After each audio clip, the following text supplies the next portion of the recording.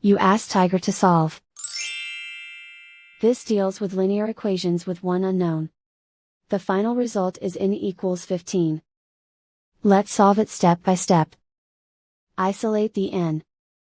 Multiply both sides by 5. Group like terms. Multiply the coefficients. Simplify the arithmetic.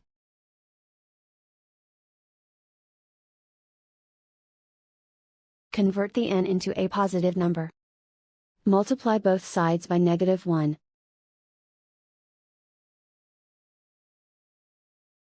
Remove the ones. Simplify the arithmetic. And so the final result is n equals 15.